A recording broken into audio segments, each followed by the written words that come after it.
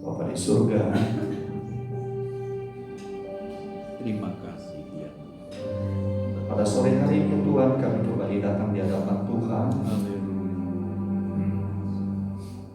untuk menaikkan syukur kami sekaligus penyembahan kami Terima kepada kasih Tuhan. ya. Engkau telah memelihara kami dengan ajaib,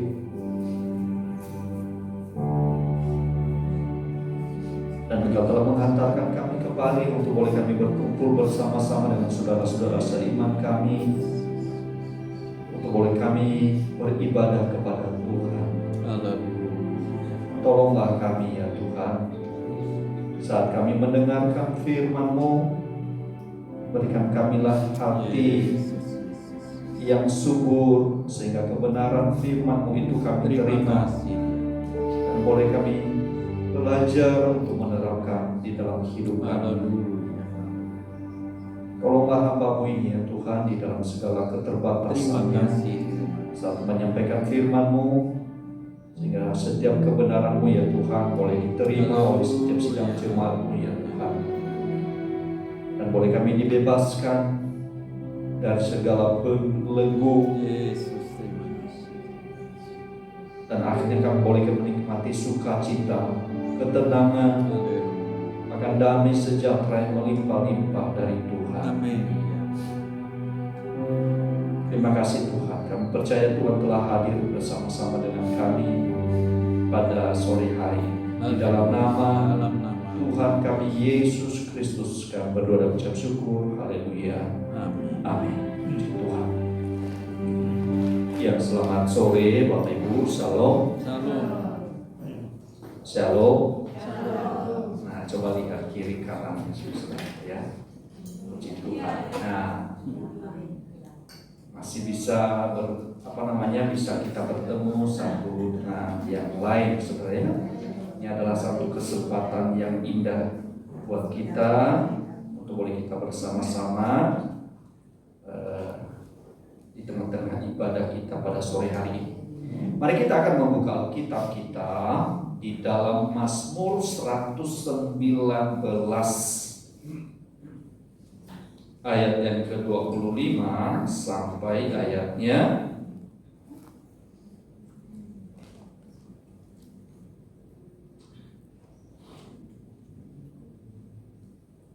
yang ke-32.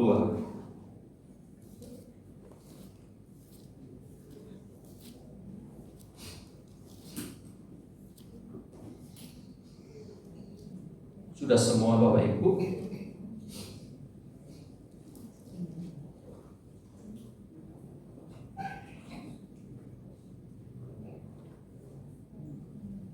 Kita akan baca bersama-sama kebenaran firman Tuhan ini di dalam Mazmur 119 ayat 25 sampai ayatnya yang ke-32. Di dalam hitungan yang ketiga kita akan baca bersama-sama sampai ayat 32 ya. 1, 2, 3. Jiwaku melekat kepada debu, hidupkanlah aku sesuai dengan firman-Mu. Jalan-jalan hidupku telah aku ceritakan dan Engkau menjawab aku. Ajarkanlah ketetapan-ketetapan-Mu kepadaku. Buatlah aku mengerti petunjuk titah-titah-Mu, supaya aku merenungkan perbuatan-perbuatan-Mu yang ajaib. Jiwaku menangis karena duka hati. Teguhkanlah aku sesuai dengan firman-Mu. Jauhkanlah dan dusta daripadaku, dan karuniakanlah aku Taurat-Mu. Aku telah memilih jalan kebenaran, telah menempatkan hukum-hukum-Mu di hadapanku. Aku telah berpaut pada peringatan-peringatan-Mu, ya Tuhan. Janganlah membuat aku malu. Aku akan mengikuti petunjuk perintah-perintah-Mu sebab Engkau melapangkan hatiku. Puji Tuhan. Sekali lagi saya baca dengan cepat ya, Bapak Ibu bisa merenungkannya. Demikian, jiwaku melekat kepada debu, hidupkanlah aku sesuai dengan firman-Mu. Jalan-jalan hidupku telah aku ceritakan dan Engkau menjawab aku. Ajarkanlah ketetapan-ketetapan-Mu kepadaku. Buatlah aku mengerti petunjuk titah-titah-Mu, supaya aku merenungkan perbuatan-perbuatan-Mu yang ajaib. Jiwaku menangis karena duka hati. Teguhkanlah aku sesuai dengan firman-Mu. Jauhkanlah jalan dusta daripadaku, dan karuniakanlah aku Taurat-Mu. Aku telah memilih jalan kebenaran, telah menempatkan hukum-hukum-Mu di hadapanku. Aku telah berpaut pada peringatan-peringatan-Mu, ya Tuhan. Janganlah membuat aku malu. Aku akan mengikuti petunjuk perintah-perintah-Mu, sebab Engkau melapangkan hatiku. Puji Tuhan. Bapak Ibu dan saudara-saudara sekalian, subtema kita pada petang sore hari ini yaitu apa? Jalan kebenaran. Apa saudara? Jalan kebenaran. Nah saudara, sebelum kita membahas tentang tema ini saudara, maka kita bisa melihat di dalam bagian ini adalah satu puisi. Kalau puisi itu indah enggak saudara ya? Indah sekali. Makanya biasanya kalau kita masa-masa sekolah pada zaman dulu saudara, biasanya kita disuruh mungkin mengarang puisi, lalu setelah kita mengarang puisi oleh guru kita, lalu disuruh maju ke depan. Walaupun dalam keterbatasan kita biasanya mungkin masa SMP ya, biasanya kita ngarang puisi. Ada yang puisi, biasanya ada lagi yang dalam bentuk narasi dan segala macam. Nah, di dalam bagian ini saudara, ini adalah satu puisi dari sang penulis. Dan penulisnya itu dikatakan di dalam bagian ini adalah Salomo. Salomo terkenal dengan satu raja yang berhikmat. Sehingga di dalam bagian ini sangat indah sekali apa yang dia sampaikan berkaitan tentang keberadaan Allah itu sendiri. Begitu agungnya, begitu mulianya Allah itu lalu disampaikan di dalam puisi yang sangat indah sekali. Saudara, kalau kita perhatikan di dalam bagian ini sangat indah sekali. Ada kata-kata di dalam bagian ini saudara ya, sangat jelas ada beberapa kata di sana. Hidupkanlah aku sesuai dengan firman-Mu. Lalu dia berkata lagi, ajarilah ketetapan-ketetapan-Mu kepadaku. Bahkan juga dikatakan, dan karuniakanlah aku Taurat-Mu. Hukum-hukum-Mu telah kutempatkan di hadapanku. Ya Tuhan, janganlah biarkan aku dipermalukan, dan seterusnya. Saudara, di dalam bagian kebenaran firman Tuhan ini saudara, apa yang disampaikan oleh penulis lewat puisinya memiliki satu makna yang begitu dalam sekali, bahwa di tengah-tengah kehidupan manusia dalam dunia ini, di tengah-tengah kegelapan dunia ini, tentunya manusia itu berjalan di dalam segala keinginannya, berjalan di dalam kegelapan dunia ini, yang tentunya dia tidak mengerti arah dan tujuan hidupnya. Tapi puji Tuhan, puji syukur kepada Tuhan, bahwa Allah itu baik. Di tengah-tengah proses perjalanan kehidupannya saudara, Dia tetap melihat bagaimana kuasa Allah itu yang menuntunnya. Kuasa Allah itu yang senantiasa menerangi jalan-jalannya. Bahkan di tengah-tengah segala problematika kehidupan itu, ada Allah yang menuntun, membimbingnya hari demi hari. Maka saudaraku yang dikasihi Tuhan, di dalam bagian ini sangat indah sekali saudara, bahwasanya di tengah-tengah keberadaannya sebagai seorang manusia, dia sangat membutuhkan uluran tangan Tuhan. Dia membutuhkan kemurahan Tuhan atas hidupnya. Dan Allah itu memberikannya kepada umatnya, kepada anaknya. Saudara, di dalam doanya ini saudara, bahwasanya kalau kita melihat saudara, di dalam bagian ini ada beberapa hal yang boleh kita perhatikan saudara. Di dalam Mazmur 119 ini dikatakan tadi, Tauratmu, hukum-hukummu, peringatan-peringatanmu, perintah-perintahmu, firmanmu, ketetapan-ketetapanmu, titah-titahmu, bahkan firmanmu, dan seterusnya.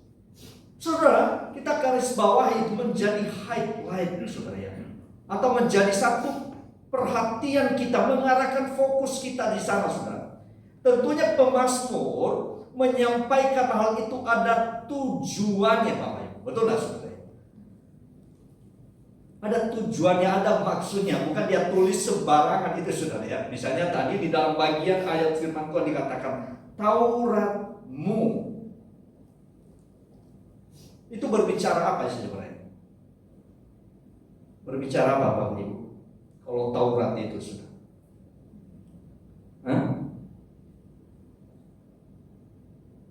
Di dalamnya berbicara tentang hukum-hukum, bukan ada larangan-larangan. Apa lagi Bapak Ibu? Kira-kira apa? Di dalam Taurat Tuhan itu apa? Nah, misalnya nanti kita bahas itu, ada perintah di sana, ada ketetapan-ketetapan yang tentunya tidak boleh kita langgar, harus kita taati. Jadi punya tujuan dan maksud dari setiap apa yang dia lantunkan itu lewat puisi yang dia sampaikan kepada Tuhan. Nah, saudaraku yang dikasihi Tuhan, di dalam bagian kebenaran firman Tuhan ini boleh kita melihat bahwa kebenaran firman Tuhan itu sangat sungguh-sungguh benar adanya. Kebenaran firman Tuhan itu dapat dipercaya. Tidak hanya saja dapat dipercaya, tetapi juga bisa menerangi jalan seseorang. Coba bayangkan kalau pada seseorang berjalan di dalam kegelapan Bapak Ibu dan saudara-saudara sekalian, tentu kita tidak mengerti arah tujuan hidup kita ini.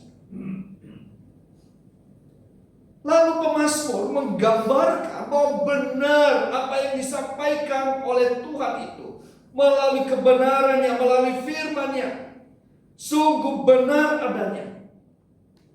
Di dalam dunia ini saudara, kadang-kadang kita ya, zaman-zaman sekarang ini, apalagi kalau umpamanya udah dekat politik saudara ya, biasanya apa yang dapat banyak itu? Berita-berita apa? Kalau misalnya mendekati entah pemilihan anggota DPRD, DPR RI misalnya, atau apa namanya, pejabat-pejabat pemerintahan, biasanya apa? Waduh, beritanya itu loh saudara, apa namanya, beritanya macam-macam saudara. Orang yang beritanya benar, orang yang beritanya setengah benar, orang beritanya benar-benar salah saudara.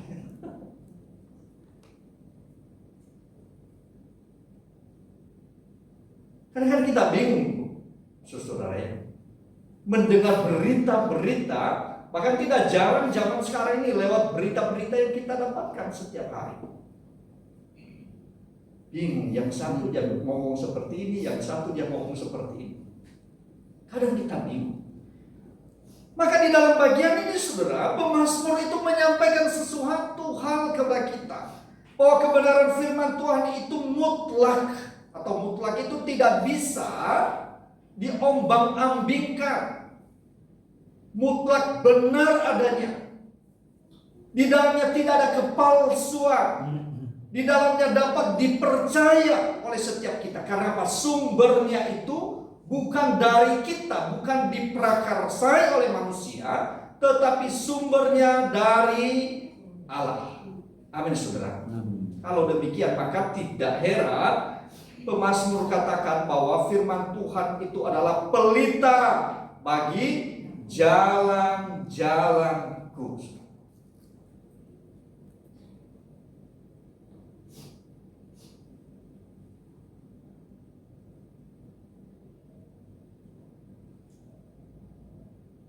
Itu yang dikatakan oleh pemazmur 119 ayatnya yang ke 105 yang mengatakan demikian saudara. Saya bacakan saudara demikian. Jadi pemazmur itu yakin benar bahwa firman Tuhan itu yang menuntun, yang menerangi jalannya di tengah-tengah kegelapan, kebingungan dalam dunia ini. Yang mengatakan firman-Mu itu pelita bagi kakiku dan terang bagi jalan. Saudara yakin tidak seperti itu? Saudara yakin kan? Amin saudara. Kadang-kadang kita itu sudah berjalan sesuai dengan keinginan kita sendiri. Setelah kita terbentur, baru kita Tuhan biasanya tolong aku saudara. Kadang-kadang kita berjalan sesuai dengan kemauan bahkan hawa nafsu kita, bukan? Betul tidak? Setelah kita terbentur bahkan jatuh, baru kita apa? Tolong ulurkan tangan-Mu Tuhan. Oh, kita salah-salah dewe kok. Betul kan? Mau berjalan sesuai dengan pikiran kita, sesuka hati kita. Setelah kita mengalami berbagai macam kesulitan dalam hidup ini, bahkan terlalu jauh dari Tuhan, akhirnya apa? Seolah-olah kita seolah-olah Tuhan itu terlalu jauh. Padahal sesungguhnya Tuhan itu baik adanya, bahkan dekat dengan kita. Hanya saja kita tidak peka, tidak membiarkan hati kita untuk dituntun oleh Tuhan. Bahkan dengan sukacita, Ia sesungguhnya yang menuntun saudara dan saya, yang membimbing kita. Tidak pernah bosan-bosannya pribadi Tuhan itu menuntun kita, membimbing kita, supaya boleh kita menikmati segala yang ada di dalam Tuhan. Tetapi anehnya manusia itu justru berusaha menjauhkan dirinya dari Tuhan. Maka di dalam bagian ini saudara, pengakuan daripada pemazmur itu bahwa sungguh benar apa ya firman Tuhan katakan itu. Di dalamnya tidak ada kepalsuan, di dalamnya tidak ada dusta, tetapi benar adanya. Bisa dipegang perkataan. Amin saudara. Amin.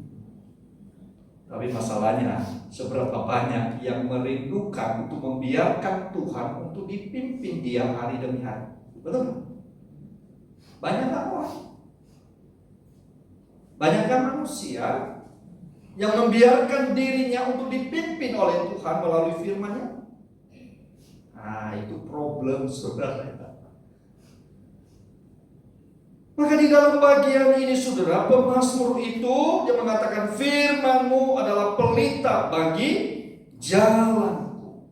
Maka di tengah-tengah kelemahan kita, keberadaan kita sebagai manusia, bahkan yang diciptakan dari debu dan tanah, justru firman itulah yang menghidupkan kita. Tidak hanya saja memberikan kehidupan buat kita, tetapi juga yang mengangkat saudara dan saya dari segala kejatuhan kita. Maka saudara, sangat indah yang disampaikan oleh pemazmur di dalam ayatnya yang ke-25. Jiwaku melekat kepada debu, hidupkanlah aku sesuai dengan apa? Firman. Siapakah kita? Kita hanya diciptakan dari debu dan tanah. Itu pun manusia telah jatuh di dalam dosa oleh godaan daripada iblis. Tapi masih Tuhan memberikan kasih-Nya yang besar kepada kita. Melalui apa, saudara? Melalui putranya yang tunggal Tuhan kita Yesus Kristus. Di tengah-tengah keberadaan kita yang menuju kepada kebinasaan, itu justru Dia mengutus putranya yang tunggal itu untuk menyelamatkan kita dari kebinasaan.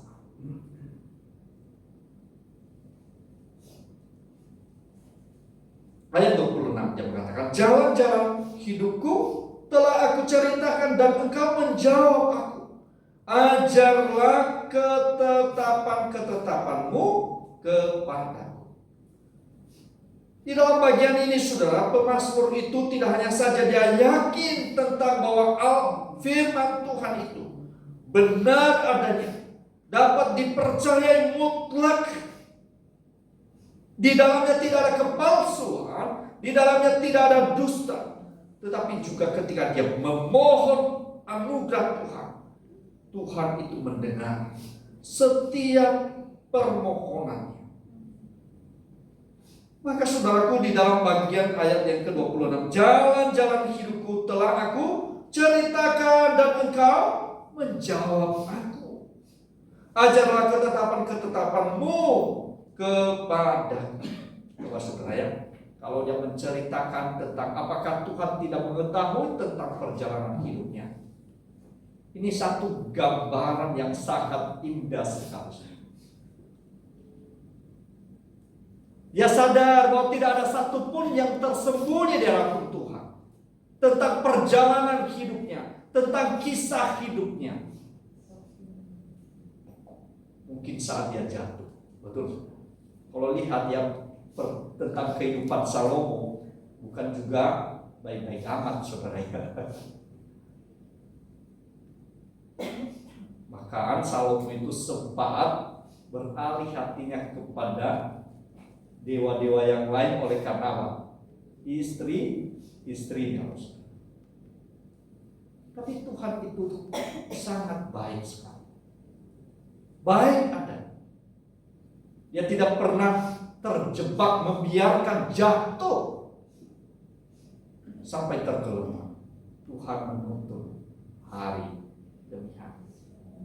Di dalam segala apa yang telah Tuhan anugerahkan kepada dia, maka lahirlah puisi yang begitu indah itu untuk menyaksikan bahwa kebenarannya itu benar.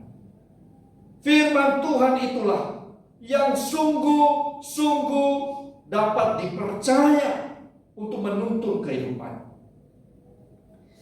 Bahkan sudah tidak hanya saja itu, di dalam ayatnya yang ke-25 itu dia mengatakan justru firman itu juga yang akan membimbingnya, menuntunnya, bahkan memberikan kehidupan buat dia. Di dalam ayat 25, 26 sampai 27 dia berkata, jiwaku melekat kepada debu, hidupkanlah aku sesuai dengan firman. Jalan-jalan hidupku telah aku ceritakan dan engkau menjawab aku. Ajarkanlah ketetapan-ketetapanmu kepadaku. Buatlah aku mengerti petunjuk titah-titahmu, supaya aku merenungkan perbuatan-perbuatanmu yang ajaib. Titah-titah biasanya itu arti dia sadar bahwa itu adalah Tuhan, itu adalah raja di atas segala raja. Kalau banyak titah itu sumbernya dari siapa? Ya dari raja, biasanya berkaitan dengan raja yang memberikan titah. Nah, misalnya kepada seluruh rakyatnya, saudara, titah-titah. Dan titahnya itu tidak pernah salah, saudara. Bisa kita menggambarkan hal ini ya. Maksud itu saudara, sedikit kita berimajinasi, tapi jangan imajinasi kita itu liar, saudara ya. Tapi imajinasi misalnya ya, kan itu dalam bentuk metafor, saudara ya, gambaran, saudara ya. Nah, kalau umpamanya dia sebagai seorang raja, maksudnya Raja Salomo itu kan raja yang terkenal, betul nggak? Kira-kira dia pernah memberikan titah nggak? Pernah bukan? Dan titah-titah itu lebih lagi dahsyat kalau pada dia saja seorang raja yang ada di dalam dunia yang pernah juga memberikan titah. Terlebih-lebih apa? Titahnya Tuhan itu berkuasa. Wong dia saja saudara memberikan titah, semua rakyat itu mentaatinya, menurutinya. Apalagi apa? Titahnya Tuhan yang tidak pernah salah dan tidak pernah keliru atas itu. Justru titahnya Tuhan itu bukan menekan, bukan menghimpit seseorang, bukan membuat manusia itu menjadi takut, bukan saudara. Tetapi justru titah itu melepaskan mereka dari segala belenggu dosa dan memberikan mereka kehidupan. Jadi saudara, titahnya Tuhan itu kalau diberikan kepada kita sesungguhnya apa? Bukan membuat saudara seolah-olah dibelenggu olehnya, tetapi justru titah itu, titah sang raja di atas segala raja itu, yaitu memberikan kelepasan kepada setiap kita. Amin saudara. Jadi gambaran ini sangat indah sekali. Maka saudara yang dikasihi Tuhan, di dalam bagian ini, buatlah aku mengerti petunjuk titah-titahmu, supaya aku merenungkan perbuatan-perbuatanmu yang ajaib. Memahami, merenungkan apa yang disampaikan oleh Tuhan melalui titah-titahnya atau melalui firman-Nya yang tentunya kita kenal di dalam Alkitab.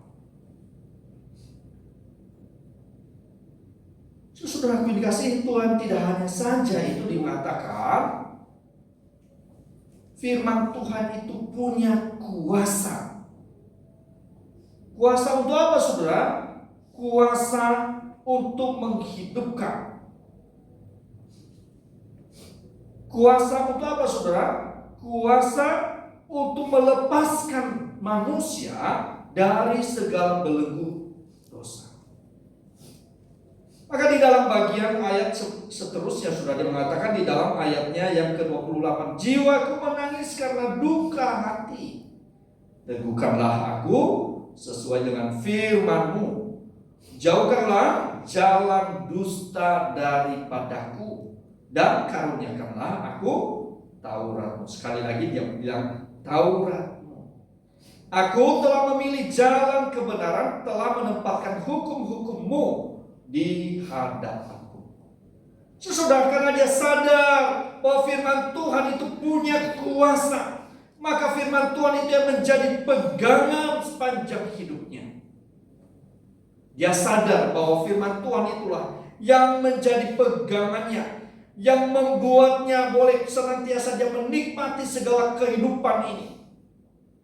Dan percaya bahwa Tuhanlah yang senantiasa menggerakkan hatinya yang paling dalam, sehingga dia memilih jalan kebenaran itu.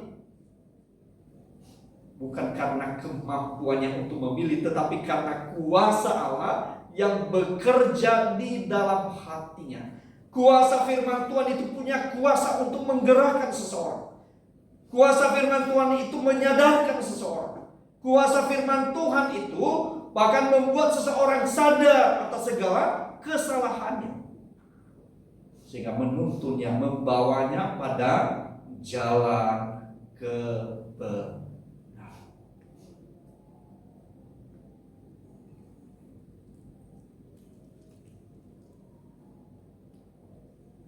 Jadi saudara, kebenaran itu saudara bukan berarti tidak bekerja.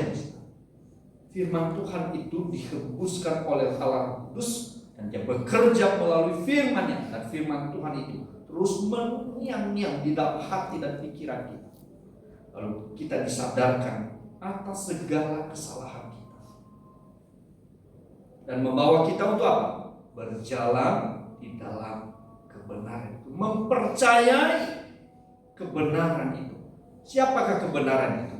Kebenaran itu yaitu Yesus itu sendiri. Firman Tuhan berkata, aku adalah jalan, kebenaran, dan hidup. Tidak ada jalan yang lain. Tidak ada kebenaran yang sejati. Kebenaran sejati adalah Kristus itu sendiri. Apakah karena kuat dan gagahnya kita sehingga boleh kita memilih Kristus? Bukan, saudara. Tetapi karena kuasa Allah yang bekerja melalui firman-Nya, lalu kita bisa menerimanya, lalu kita percaya, dan kita mengakui bahwa Dia adalah Tuhan dan Juru Selamat kita. Ayat yang berikutnya yang terakhir, saudara ya. Di dalam ayat yang ke-30, 31, 32. Aku telah memilih jalan kebenaran, telah menetapkan hukum-hukum-Mu di hadapanku. Aku telah berpaut pada peringatan-peringatan-Mu. Ya Tuhan, jangan membuat aku malu. Aku akan mengikuti petunjuk perintah-perintah-Mu, sebab Engkau melapangkan hatiku. Saudara, melapangkan hatiku. Sungguh indah sekali, saudara.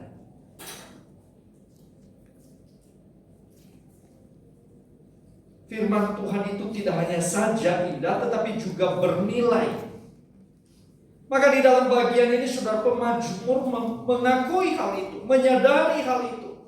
Itu sebabnya dalam kehidupan kita sebagai orang-orang percaya, kebenaran firman Tuhan itu tidak hanya saja menuntun kita, tetapi juga itu sebagai alat, saudara ya. Alat untuk apa? Untuk melawan kuasa si jahat itu.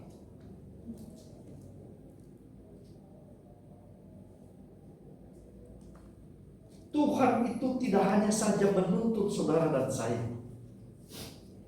tetapi juga saudara diperlengkapi oleh Tuhan. Di dalam menghadapi berbagai macam godaan, saya mengatakan godaan daripada iblis itu, saudara, kita diperlengkapi oleh Tuhan. Sehingga ketika tidak berperang tanpa alat, saudara ya, tetapi diperlengkapi oleh Tuhan untuk mengalahkan segala godaan daripada siapa? Iblis yang berusaha untuk memalingkan perhatian kita dari pribadi Allah atau Kristus itu kepada pribadi yang lain.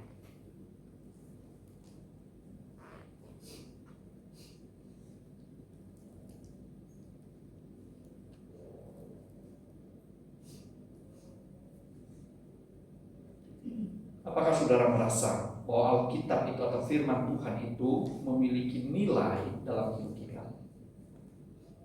Bernilaikah Bapak Ibu? Sungguh benar bernilai. Kalau demikian, berapa banyak orang yang membacanya? Betul, saudara? Sesuatu yang bernilai itu, saudara, biasanya apa? Kita simpan, saudara. Apalagi kalau berlian. Saking kita simpan karena memiliki nilai yang besar nilainya, lalu kita simpan di dalam lemari, saudara. Jangan sampai gitu, saudara.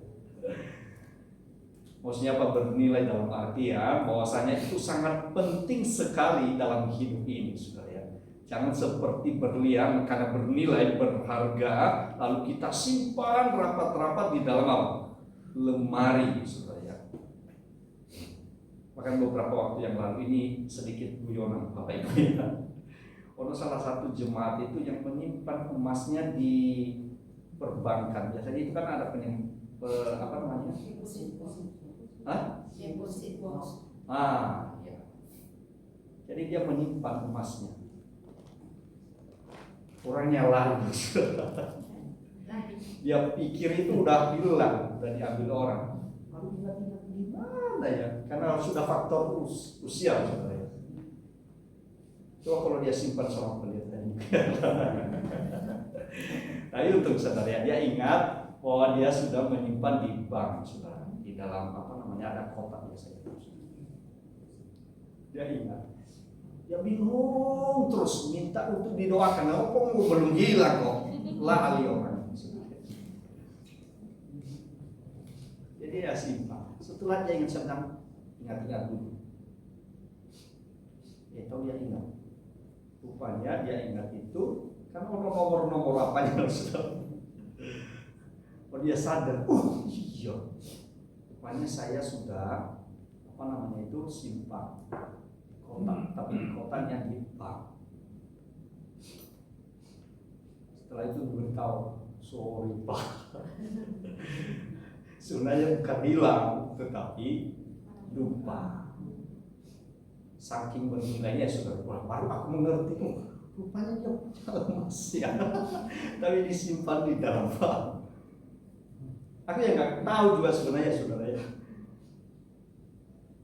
Nah, coba, maksudnya saya itu saudara bukan emas lalu kita simpan. Alkitab itu bukan dalam artian emas seperti emas atau berlian saudara lalu kita simpan di tempat yang tidak kelihatan atau tidak diketahui orang saudara ya.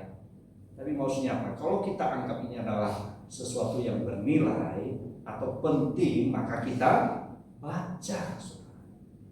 Bukan seperti berlian lagi disimpan, disembunyikan di tempat yang tidak diketahui banyak orang.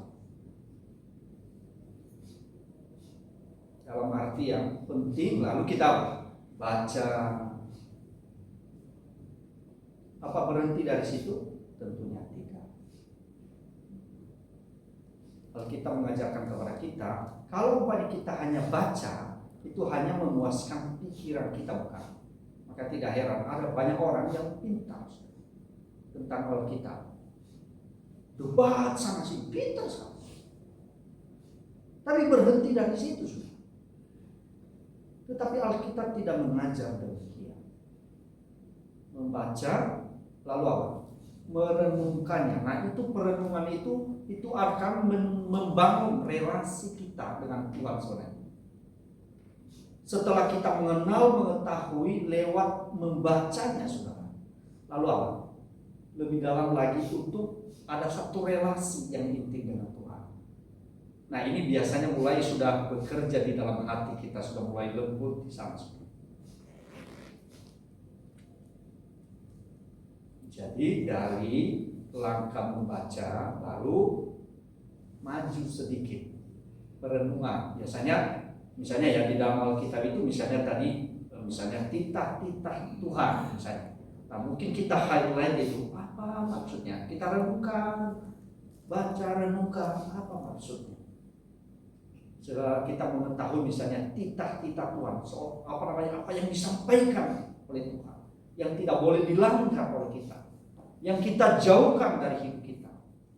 Oh misalnya jangan berdosa misalnya contoh, lalu kita menjauhkan, kita renungkan. Oh baru setelah apa kita renungkan tadi, baru kita aplikasikan atau terapkan dalam hidup kita. Misalnya mengenai dusta misalnya. Oh tidak boleh saya pergunakan perkataan saya untuk memutarbalikkan fakta. Dari yang benar menjadi salah, dari yang salah menjadi benar. Tetapi saya pergunakan ucapan perkataan saya itu dengan sebenar-benarnya. Itu kan salah satu toh. Ada banyak hal, bukan? Jadi dari membaca, setelah itu merenungkan. Dari merenungkan ini melahirkan apa? Tindakan. Seharusnya seperti itu saudara. Secara simultan itu maksudnya apa? Bersamaan sebenarnya dalam hidup kita. Jadi bukan langkah-langkah saudara, tetapi secara simultan. Waktu kita baca, renungkan, lalu kita apa? Praktekkan. Saya percaya kuasa Tuhan bekerja di sana. Amin saudara. Misalnya ya saudara, Alkitab itu kan selalu mengajarkan kita berkaitan tentang mengasihi. Oke, di rumah satu kalimat ini aja kita renungkan seperti apa sih mengasihi itu. Oh, di keluarga itu jangan menjadi keluarga itu menjadi orang asing misalnya. Orang duduk kiri kanan, saudara, berdampingan, tetapi seolah-olah merasa terasing, saudara. Kenapa? Tidak ada kepedulian di sana, saudara. Misalnya suami istri, duduk ya situ. Iya, duduk bersama dalam satu rumah, saudara. Tetapi masing-masing merasa asing. Kenapa? Di sana tidak ada kepedulian. Di sana tidak ada perhatian satu dengan yang lain. Asik dengan apa? Asik dengan dirinya sendiri, saudara. Asik dengan apa? Gadgetnya sendiri, saudara. Asik dengan apa? Hobinya sendiri, saudara. Asik apa mungkin? Dengan makanannya sendiri, saudara, tanpa peduli dengan mungkin pasangannya, anak-anaknya. Satu rumah, ya kelihatannya satu rumah. Duduk berbarengan, benar kelihatannya. Tetapi masing-masing seperti orang asing. Karena di sana tidak ada kasih, kepedulian, perhatian satu dengan yang lain. Coba kalau banyak satu rumah, puji Tuhan ya.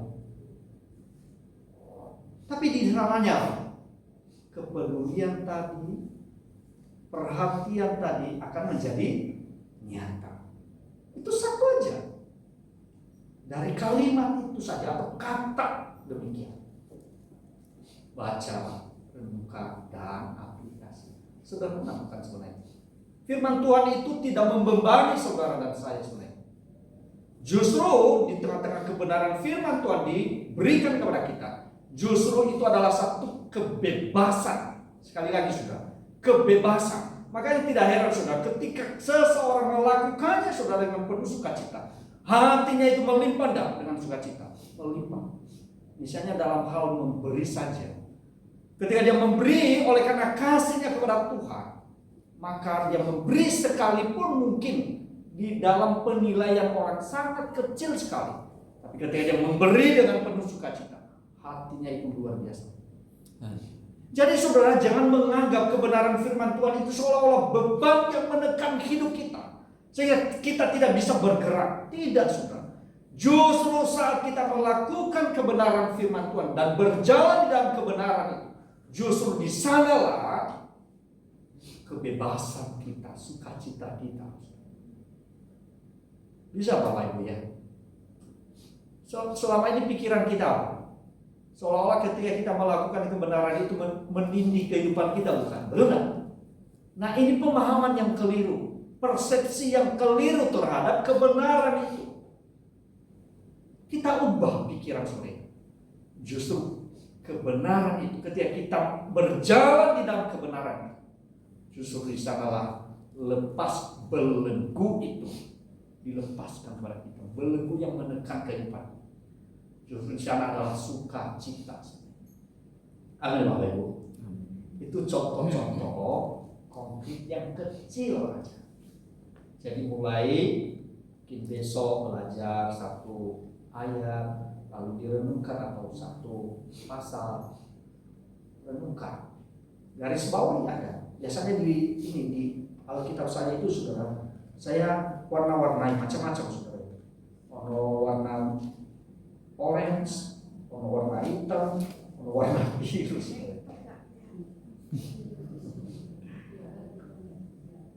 Nah, kalau umpamanya mungkin di elektronik saudara kan gampang sekarang saudara ya. Biasanya apa ya? Ya biasanya itu biasa kita kan ada warna juga di situ kan. Itu kan satu ayat lalu kita warnai. Kita baca renungkan, lalu kita terapkan di rumah kita. Kiranya Tuhan menolong saudara.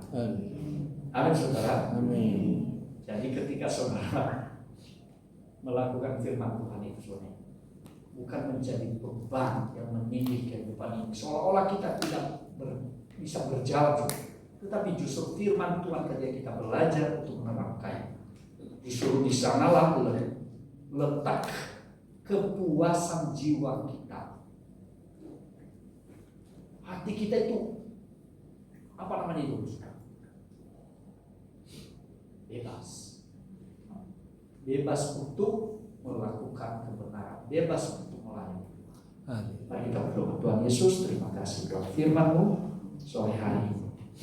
Kami tahu bahwa Engkau adalah satu-satunya jalan kebenaran. Firman-Mu yang memberitahukan hal itu kepada kami. Dan di dalam firman-Mu mutlak benar dapat dipercaya adanya. Berkuasa untuk mengubah hidup kami. Dari yang jahat diperbaharui oleh Tuhan menjadi orang-orang yang mencintai Tuhan dan juga mengasihi keluarga kami. Firman-Mu itu adalah bernilai, bahkan sungguh indah, menarik hati kami. Kiranya Tuhan sendiri yang mendorong hati kami dengan kuasa-Mu ya Tuhan, sehingga boleh kami mencintai Tuhan, mencintai firman-Mu, dan menerapkan di dalam hidup kami. Pada saat yang sama sesungguhnya kami dibebaskan, sehingga boleh kami menikmati sukacita dari Tuhan. Terima kasih Bapa, di dalam nama Tuhan kami Yesus Kristus kami berdoa. Haleluya. Amin. Seterusnya saya serahkan kepada yang menyampaikan pengumuman, Ibu Lani Hartoyo.